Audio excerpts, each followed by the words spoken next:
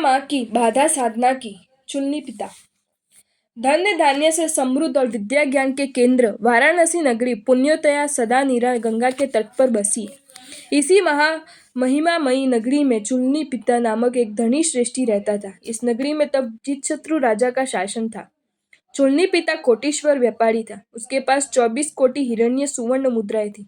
इनमें 8 करोड़ खजाने में, 8 करोड़ व्यापार में और 8 करोड़ घर के सामान में लगी थी। उसके पास 10-10 हजार गाय के 8 गोकुल थे। कृषि योग्य भूमि भी पर्याप्त थी। लक्ष्मी रूप उसकी पत्नी थी श्यामा, जो रूपवती और पतिव्रता सतनारी थी। अधिक से अधिक लोगों की कल्याण कामना से सरित की तरह घूमते हुए महावीर वाराणसी भी पहुंचे। जन समूह के साथ चुन्नी पिता भी वीर भगवान की देशना सुनने पहुंच गए।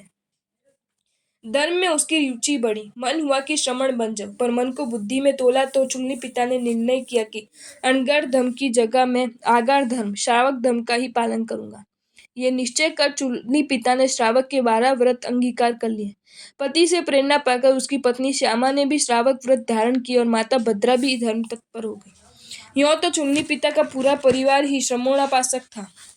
उसके तीनों पुत्र भी श्रावक व्रतों थे, पर चुन्नी पिता धर्म का पूर्ण समर्पित था। उसने यह जान लिया था कि पुत्रादि रिश्ते केवल कर्तव्य के लिए है, अपना मानने के लिए नहीं है। इनमें यदि किंचित था ममत्व रहेगा तो धर्म के प्रति जो ममत्व है वह लंगड़ा हो जाएगा। यही सोचकर श्रावक श्रेष्ठ चुन्नी पिता परिवार से ममता त्याग कर धर्म से ममता जोड़कर धर्म का पालन करता था। श्रावक व्रतों का पालन करते हुए चुन्नी पिता को कई वर्ष बीत गए। एक रात मन में उसने विचार किया, एक साथ दो काम अरे कभी न मनवा होए खरे। अर्थात संसार और धर्म एक साथ अच्छी तरह नहीं निभ सकते। बाहरी मेल मिलाप, सामाजिक कार्यों और घरेलू जिम्मेदारियों में मेरा काफी समय बढ़ जाता है। युवा पुत्र को सामाजिक जिम्मेदारियां सौंपकर यदि मैं निश्चिंत एकांत धर्म का आराधन करूं तो मेरे दोनों लोक बनेंगे। ये सोच चुन्नी पिता ने सभी सामाजिक संबंधियों को इकट्ठा कर उन्हें प्रतिभोज किया और फिर सबकी सहमति से सांसारिक जिम्मेदारी अपने ज्येष्ठ पुत्रों को सौंप दी। पत्नी श्यामा और माता भद्रा की अनुमति लेकर चुन्नी पिता पोषक गृह में रहकर श्रमण कौन सा कठोर तप करने लगे। वह दर्द के आसन पर सोता था, रात को ध्यान और कार्यों से करता था तथा दिन में स्वाध्याय करता था। चुन्नी पुत्रा ने पुत्र पत्नी आदि से ममता का बंधन तोड़ दिया था। चेतन मन से उसने माँ का ममत्व भी त्याग दिया था, पर उसके अचेतन मन में माँ की ममता बसी थी, जिसका एहसास उसे प्रत्यक्ष में नहीं था। भीतर हृदय के किसी कोने में छिपी आसक्ति अवसर पाकर ही उभरती है, उससे पहले नहीं। चुन्नी पिता के जीवन में मिथ्यात्व के होने न होने की परख का कभी कोई अवसर ही नहीं आया था। श्रावक की एकादश प्रतिमाओं को धारक चुन्नी पिता एक रात ध्यान में डूबा था। तभी एक दैत्य अट्टहास करता हुआ आया और चुन्नी पिता से बोला, मूर्ख, अपने को धोखा क्यों दे रहा है? धर्म तो एक पाखंड है। तू व्यर्थ ही मोक्षकामी बनकर ध्यान कर रहा है। मोक्ष तो अदृश्य सत्ता है।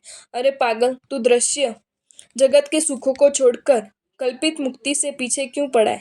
उठ और देख, मैं तेरी सभी इच्छाएं पूरी करूंगा। चुन्नी पिता ने दैत्य की बात सुनी अनसुनी कर दी।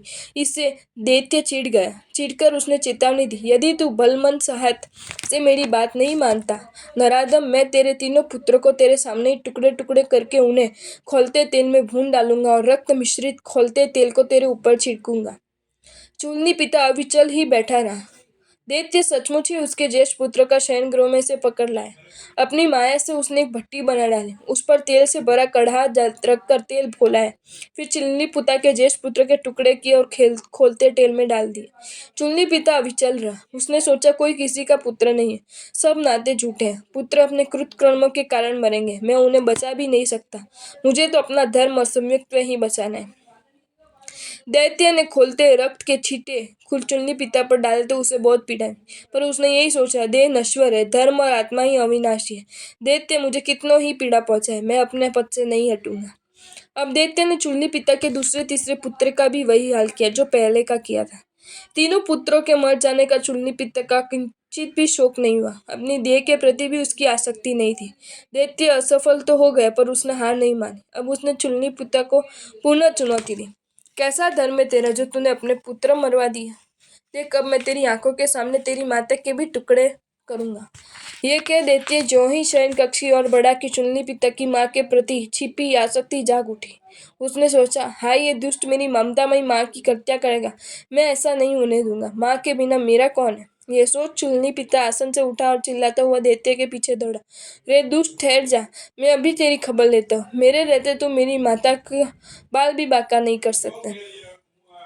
इस ललकार के साथ ही दैत्य अंतर ध्यान हो गया। भागते समय अंधेरे के कारण चुन्नी पाता एक खंबे से टकराकर गिर पड़ा और माँ माँ चिल्लाने लगा। उसकी आर्तकातर वाणी सुनकर माता भद्रा दौड़कर आई और पूछने लगी, क्या हुआ पुत्र, तू इतना कातर क्यों है? माँ, दैत्य ने तुम्हारे तीनों पौत्र मेरे पुत्र मार डाले हैं। वह तुम्हें भी मार डालेगा। कहाँ है वह? मैं उसे छोड़ूंगा नहीं। कुछ भी नहीं हुआ है पुत्र, भद्रा ने कहा। तूने कोई स्वप्न देखा होगा, कोई दैत्य तुझे धर्म से डिगने आया होगा। तेरे तीनों पुत्र कुशलता से सो रहे, मैं भी ठीक हूँ। वत्स, मेरे प्रति तेरी ममता अभी शेष है। जब तक तू मेरी ममता को नष्ट नहीं करेगा, तुझे सिद्धि नहीं मिलेगी। जैसे तू अपनी देह और पुत्रों के प्रति अनासक्त और अपनत्व रहित है, उसी तरह मेरे प्रति भी हो जा। चुन्नी पिता को अपनी भूल मालूम हो गई। उसने भीतर छिपी माँ की ममता को पहचाना और उसका त्याग कर पुनः धर्मराधन में तत्पर हुआ। बहुत दिनों तक तपश्चर्या करने के बाद चुन्नी पिता ने समाधि मरण प्राप्त किया और मरकर स्वधर्म कल्प के अनुरूप विमान में दिव्य रिद्धि वाला देव बना। अगर आपको ये वीडियो अच्छा लगा हो तो इस वीडियो को लाइक करें और मेरी channel Jain facts and stories को सब्सक्राइब करें। धन्यवाद।